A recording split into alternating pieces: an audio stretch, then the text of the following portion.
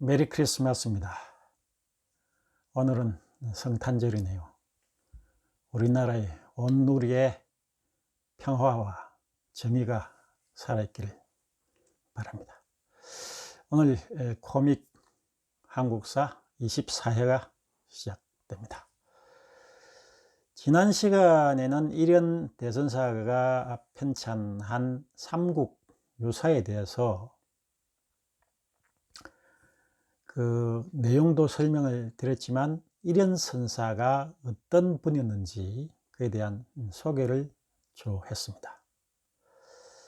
이번 시간에는 이 삼국 유사에 일본 사람들이 손을 대서 변조했던 사항이 하나 있습니다. 여기에 대해서 한번 꼭 살펴보고 가고자 합니다. 그 삼국 유사가 원래 그 일현 선사가 만들고 그 제자인 무극도 선사가 무극대사 그 편찬을 하죠. 그게 1300년대인데 그 이후에 그 원본은 전해지지 않고 현재 전해지고 있는 것은 1512년 조선 중종 때 경주 부윤으로 계시던 이계복이라는 분이 간행한 내용입니다. 그걸 이제 우리가 흔히 임신본이라고 하는데 중국 연호를 따서 뭐 정덕본이라고도 하는 사람이 있는데 우리가 굳이 뭐 중국 연호를 따를 필요는 없고 중종 임신본이라고 하는 게 맞겠습니다. 중종 임신본을 기준으로 해서 그 전에 나온 이제 판본들을 고판본이라고 하는데 지금 현재 고판본으로는 성암고서박물관에 소장되어 있는 고판본이 있습니다. 이거는 권 2권만 있습니다. 삼국유사가 전체 권 5와 9편목으로 나눠져 있는데 성암고서박물관은 고판본이 딱 2권만 있고 범어사 소장 고판본에는 권 4에서 권 5, 2권만 있습니다. 또 고려대학교 박물관에 또 보관 중에 있는 임신본은 3권에서 5권까지, 그러니까 1, 2권이 없는 거죠.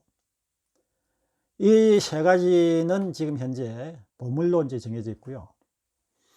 개인이 소장하고 있는 고판본, 이 고판본은 권 3에서 권 5, 3권이 되어 있고, 현재 서울대 규장과학에 소장되어 있는 임신본, 이게 1권에서 5권 완질로 되어 있습니다. 이 2권은 국보로 지금 지정되어 있죠. 국보인 삼국유사 임신본이 변조되었다 하는 것은 그 기 초판에 나오는 왕검조선에 대한 설명을 하는 데 있어서 중요한 내용인 석유환국이냐 석유환인이냐 말이 이제 변조설의 중요 요점이 됩니다. 석유환국, 옛날에 환국이 있었다. 석유환인, 옛날에 환인이 있었다. 글자 한자의 차이입니다. 국자와 인자의 차이인데 이 차이는 엄청난 차이를 부여합니다. 왜 그러냐? 옛날에 환국이 있었다 그런다면 우리가 지금 알려져 있는 개국시조가 단궁왕검이 만든 그 2333년으로 되어 있지 않습니까? 고조선을 이제 처음 열었을 때가 그때라고 되어 있는데 그 이전에 이미 환국이라는 나라가 있었다면 엄청나게 우리나라 역사가 또 거슬러서 올라가야 하는 겁니다. 그런데 단순하게 석유환인, 환인이라는 뜻은 이제 하느님이란 말이 한자로 음력이 되다 보니 환인이 되는 셈이기 때문에 옛날에 그냥 하느님이 있었다. 단순하게 뭐 옛날에 다 천지 창조를 한 하느님이 있었다고 생각하기 때문에 그냥 옛날에 하느님이 있었던 걸로 그렇게 신화로 그쳐버리는 문제가 생깁니다. 이것은 일본 사람들로서는 어떻게든 조선을 비하시켜야 했던 일본 사람의 입장에서는 굉장히 중요한 문제가 되죠. 황국이라는 나라가 하나 새로 생김을 해서 엄청나게 우리나라 역사가 유구한 것으로 되는 반면에 단순하게 이제 그 환인이 있었다 그런다면은 고조선 그 자체도 신화로 몰아갈 수 있는 좋은 내용이기 때문에 변조가 필요성이 생긴 겁니다. 국보인 삼국유사 임신본이 변조되었다고 제일 처음으로 문제를 제기한 사람은 그 신채시의 그 선구자였던 그 육당 최남선 선생이었습니다. 육당 최남선 선생은 그 일제시대의 조선사 편수회의 일원이었는데 촉탁으로 근무하고 있었는데, 이때의 삼국유사가 이상하다고 생각하여 영인본이 아닌 삼국유사 원본을 보고자 했습니다만 일본 사람들이 반대로 결국 보지 못했고, 조선 상고사를 쓴 단재 신채호 선생도 결국 이 원본을 확인을 못했다고 하고 있습니다.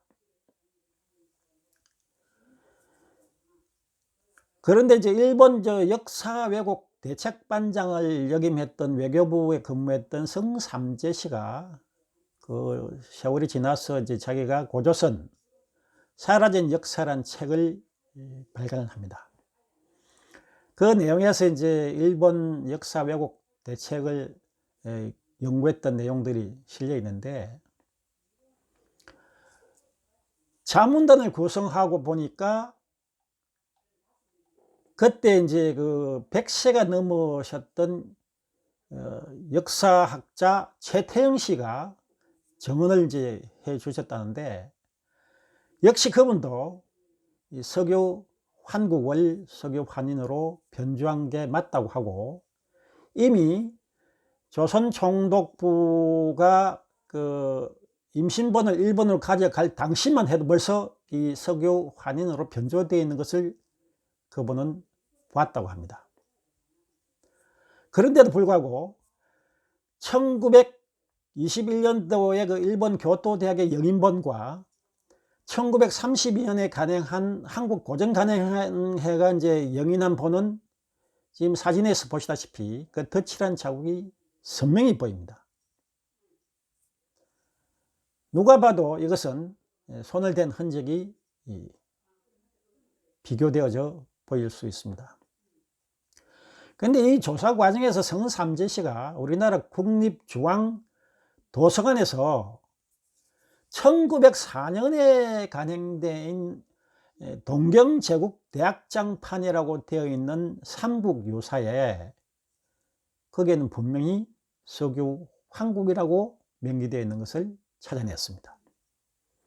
1904년이라면은 우리 한일 합방이 되기 이전이죠. 훨씬 그 일본이 우리나라를 강점하기 그 전에 동경제국대학에서 학생들 교재용으로 삼국유사를 편찬해서 간행해서 자기들의 그 교재로 사용했는데, 그 내용에는 분명히 석유 환국으로 되어 있습니다. 1993년에 일본 명문당이라는 출판사에서 발행한 원문 삼국유사라는 책에서도 똑같이 환국으로 명기되어 있습니다. 그런데 이게 이제 우리나라 지금 사학자들이 주로 많은 사학자들이 석유 환인에 오히려 방점을 두고 있는 이유가 뭐냐면, 석유 환국 밑에 일현 대선사가 주석을 달아놨는데 위재석야라고 되어 있습니다. 이 위재석야라는 것은 어느 영인본이든 원본이든 다 똑같이 되어 있습니다. 그러니까 위재석야 하는 뜻을 해석하면 재석을 말하는 것이다, 이런 뜻이거든요. 그러니까 이것은 하나님인 재석천을 이야기하는 거 아니냐, 그러니까 환인으로 해석해야 된다라고 이제 우리 사학자들이 많이 이야기를 하는데, 저는 여기에 대해서 강하게 부정합니다. 왜냐? 이런 대선사는 그 불교 성녀십니다. 그렇기 때문에 우리가 흔히들 그 아담과 이브가 살아있던 에덴의 동산을 우리가 파라다이스라고 하지 않습니까? 또 중국 사람들은 요순시대를 태평성대라고 하지 않습니까? 그렇던 것과 마찬가지로 일현 대선사가 살아 생전에 들어왔던 환국이라는 나라는 그야말로 평화롭고 살기 좋은 나라였다. 다시 말해서 불가에서 말하는 재석, 불국토와 같은 그러한 땅이었다는, 나라였다는 것을 이런 대선사는 주석에다가 표시한 게 아닐까. 단순한 어떤 하나님 한 사람을, 한 사람이라면 좀 이상하지만요, 하나님을 지칭하는 말보다는 그때 당시에 평화로웠던 환국이 불국토와 같은 제석이었다. 이렇게 해석하는 것이 맞지 않을까. 저는 그렇게 생각합니다. 자, 그렇다면은 이 삼국유사를 우리나라의 황국이라는 역사를 없애버린 그 주범은 누구일까요? 저는 일본 사람, 일본 역사학자 이마니시 유라고 추정을 합니다. 왜 그러냐? 이마니시 류, 이제 한자로는 금서룡이라 하는 이 사람은 일본 그 동경제국대학 역사학과를 졸업해가지고 그때 당시에 이제 동경대학 교수를 하다가 교토대학에 조교수를 하면서 경성제국대학, 서울에 있는 경성제국대학의 사학과 교수도 겸임을 하고 있었습니다. 그런데 이 사람이 1900년대 초반에 일본 정부의 지원을 받아서 만주와 우리나라 조선 곳곳을 돌아다니면서 고적 답사를 해서 보고서를 올립니다. 그때 돌아다니면서 우리나라의 모든 역사적 유물들은 거의 다 접해봤다고 볼 수 있습니다. 그래서 이게 이마니시 류는 광개토 대왕 비문 변조에도 깊은 관계를 하고 있다고 알려져 있고, 특히 이제 우리나라 가장 오래된 비석이라고 알려져 있는 평안남도 용강에 있는 점재현 신사비를 처음으로 보고서를 올린 사람이기도 합니다. 자, 그런데 언젠가 제가 점재현 신사비에 대해서 다시 한번 여러분들에게 말씀드릴 기회가 있을지 모르겠으나, 이 점재현 신사비를 그 내용을 보면은 점재현이란 지역에 있는 수장이 하늘이 제사 지낸 그런 내용입니다. 그런데 그 내용 자체가 중요한 게 아니라 그 안에 나와 있는 폐수 등 지명들이 아주 중요한 영향을 끼칩니다. 폐수라고 하는 것은 중국 역사서의 낭낭의 위치를 이야기할 때 꼭 등장하는 지역 명칭이 폐수입니다. 그런데 자, 보십시오. 평안남도 용광에 그 근처에 폐수가 있었다 그러면 폐수가 어디에 될까요? 예, 대동강이 됩니다. 그래서 과거 낭낭이 그 중국 한사군 중에 낭낭군이 이 평양에 있었다는 걸로 이 점전심사비는 이야기하고 있다. 이런 식으로 이제 되어버린 겁니다.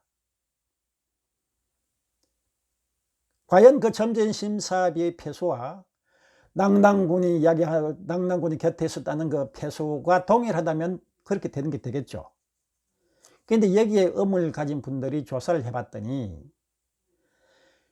용광에 있는 그 점재현 신사비의 암석 화강암의 질과 그 인근 지역에 있는 화강암의 질은 전혀 다르다는 겁니다. 요즘은 그 연대 측정을 다 할 수 있지 않습니까? 방사성을 이용한 그런 그 연대 측정이 가능한데, 용광 일대의 다른 화강암하고 점재현 신사비에 사용된 화강암이 무려 200만 년에 가까운 시대의 차이가 벌어진다는 겁니다. 다시 말해서 점재현 신사비는 용광에 있는 바위로 만들어진 게 아니라 다른 어디에선가 있던 신사비를 옮겨왔다고 하는 것입니다. 그래서 그 연대가 비슷한 화강암이 어디 있는가 조사를 했더니 바로 요동 지역의 중국 하북성 요동 지역의 갈석산의 화강암과 그 연대가 비슷해진다는 거죠. 그리고 그 갈석산을 주위에 대릉하 같은 강을 폐수라고 본다면 전부 아기가 딱딱 맞아 떨어지는 그러한 역사적 사실이 되기 때문에 누가 봐도 이 점전심사비는 그쪽에서부터 이쪽으로 옮겨온 것이다. 그리고 그것은 최초 발굴 보고를 했던 바로 이마니시 류의 변조다 라고 추정이 되는 겁니다. 또 그뿐만 아니고 이마니시 류의 그 답사 보고서로 인해서 개성에 있던 그 경천사지 10층 석탑, 그 경천사지 10층 석탑은 지금 현재 용산에 있는 국립중앙박물관 중앙에 떡 버티고 있습니다. 그게 이제 개성에서 일본으로 반출돼 갔다가 다시 우리나라에 돌아왔는데, 그 일본 국내 대신 다나카 미스아키가 가져갔던 이 경천사 10층 석탑이 일본으로 가져가게 되는 그 원인 제공자도 역시 이마니시 류였습니다. 이마니시 류는 1922년에 만들어진 조선사 편찬위원회의 핵심 멤버였고, 특히 그 조선사 편찬위원회의 학자를 대변하는 사람이었습니다. 그 다음에 그 뒤를 이어서 만들어진 조선사 편수회의 역시 핵심 위원이었습니다. 그래서 나중에 1938년에 그 조선총독부가 발간한 37권의 조선사라는 역사책의 주요 내용을 이마니시 류가 주도했다고 볼 수 있습니다. 게다가 이 사람은 당시에 경성제국대학의 교수였기 때문에 그 제자 중에 한 명이 바로 그 유명한 식민사학의 원조라고 할 수 있는 서울대 출신의 이병도 박사입니다. 이마니시 류 등 일본 사학자들이 내세웠던 게 뭐냐면 옛날에 실정주의 사학이었습니다. 다시 말해서 뭐 구전이라든가 이런 것은 의미가 없고, 역사적인 사료, 객관적인 사료가 있어야만 이게 역사를 인정할 수 있다. 여러분, 언뜻 들어보면 당연히 맞는 말 같지 않습니까? 역사적으로 증거가 없는데 어떻게 역사라고 인정하겠느냐. 그러니까 단군조선도 역사적 증거라가 별로 없으니 이것도 신화다, 이런 겁니다. 그런데 그러다 보니까 어떤 문제가 생기냐면은 거꾸로 역사에 뭔가 근거가 있으면 이건 역사로 인정해야 된다는 이야기가 되죠. 그러니까 광개토 대항 비문도 변조하고, 점재인 신사비도 조작하고, 그 다음에 삼국유사의 서교 환국도 조작하게 되는 그러한 교묘한 역할을 이마니시 류가 하지 않았나, 이런 생각이 듭니다. 일본 사람들이 얼마나 그 우리나라 역사를 왜곡하고 말살시키려고 노력했느냐 하는 또 다른 하나의 사례는 3대 통감이었고 초대 조선 총독을 역임한 데라우치 마사다케라는 인간이 있습니다. 이놈은 무식한 그 군부 출신인데 우리나라 역사서 약 30만 권을 불살하거나 없애버렸고, 그 중에서 18,000여 점을 일본으로 가져가서 일본 야마구치 현의 박물관에 가면은 데라우치 문고로 해서 버젓이 지금 운영이 되고 있습니다. 그만큼 30만 권 정도의 그 사서가, 알짜배기 사서들이 다 수거를 해서 없앴던 이런 사람들이기 때문에 우리는 그 역사 말살 정책이 왜 그렇게 그 사람들이 그렇게 하려고 했는지를 잘 한번 생각해 보시고, 환단고기 등 우리 옛날의 역사가 소중히 전해져 오는 것을 가치 있게 생각하고 지속적으로 연구하여 우리 후손들에게 제대로 된 역사를 알려주는 것이 좋겠다고 생각합니다. 성탄절 행복한 휴식 되시기 바랍니다. 그리고 아울러 이제 연말이 얼마 안 남았습니다. 올해 마무리 잘 하시고 내년 계획도 알차게 꾸미시기 바랍니다. 대단히 감사합니다. 반드시 구독, 좋아요는 눌러주시는 거 잊지 않으셨죠? 예, 감사합니다.